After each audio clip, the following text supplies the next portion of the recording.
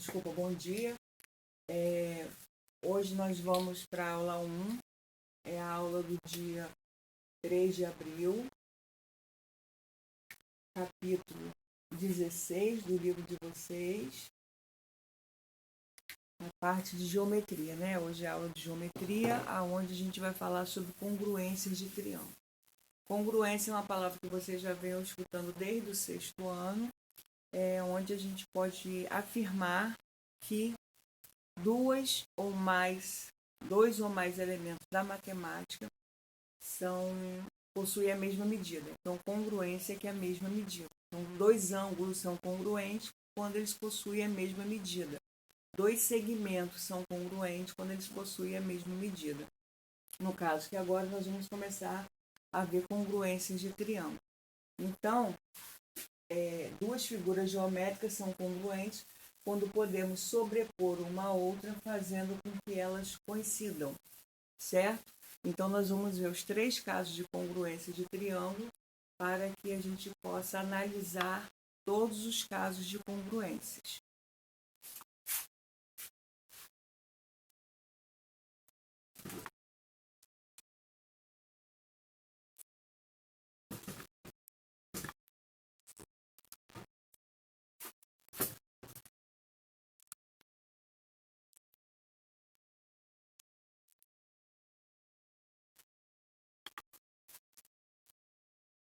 Então, aqui agora nós vamos ver os casos de congruência de triângulo. Nós temos 4 casos de congruência. Então, o primeiro caso, lado, lado, lado. Ou seja, para eu afirmar que 2 triângulos são congruentes, eu tenho que usar um desses 4 casos como base para eu afirmar isso. Então, o primeiro caso que eu posso afirmar é se eu tenho 3 lados congruentes. Se eu tiver 3 lados congruentes, é porque esses triângulos são congruentes.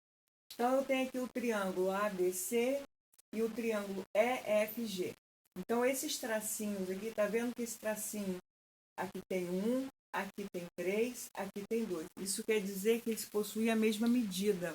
Então, quando eu tenho tracinhos, a mesma quantidade de tracinhos é porque eles possuem a mesma medida. Então, eu posso afirmar que o lado AB é congruente ao lado EF, assim como o lado AC é congruente ao lado EG, assim como o lado BC é congruente ao lado FG. Então, eu posso afirmar que o triângulo ABC, ele é congruente, então, triângulo ABC é congruente ao triângulo EFG.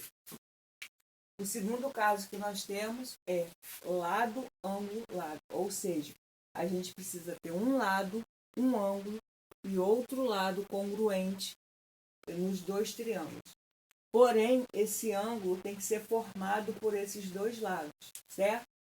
Então, aqui eu tenho o triângulo ABC e o triângulo EFG.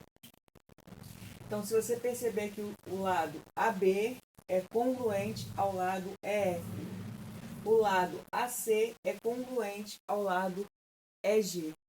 E o ângulo A é congruente ao ângulo E. Ou seja, eles possuem a mesma medida.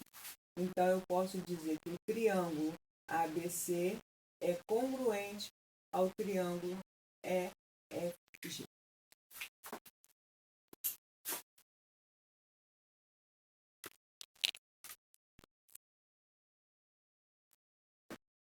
Então, aqui agora o terceiro e o quarto caso, certo?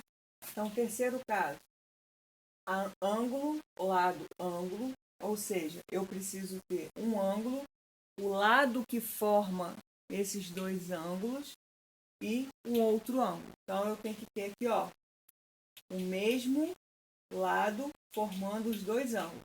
Então, aqui o ângulo A, ele é congruente ao ângulo E, o lado AC é congruente ao lado EG e o ângulo C é congruente ao ângulo G. Então, eu posso dizer que o triângulo ABC é congruente ao triângulo EFG, certo? E o último caso, lado, ângulo e ângulo oposto a esse lado daqui. Então, eu tenho aqui o triângulo ABC, aonde eu tenho o lado AC, que é o lado congruente ao lado EG. O lado AC forma o ângulo A, mas não forma o ângulo B. Esse lado AC não forma o ângulo B. Então, o ângulo B é um ângulo oposto ao lado AC. Então, eu posso dizer que o ângulo A é congruente ao ângulo E, ou seja, eles têm a mesma medida. O lado AC é congruente ao lado EG, ou seja, eles têm a mesma medida. E o ângulo B, que é o ângulo oposto ao ângulo AC, ele é congruente ao ângulo F, que possui também a mesma medida. Então, eu posso dizer que o triângulo ABC é congruente ao triângulo EFG. Então, esses são os 4 casos de congruência, né?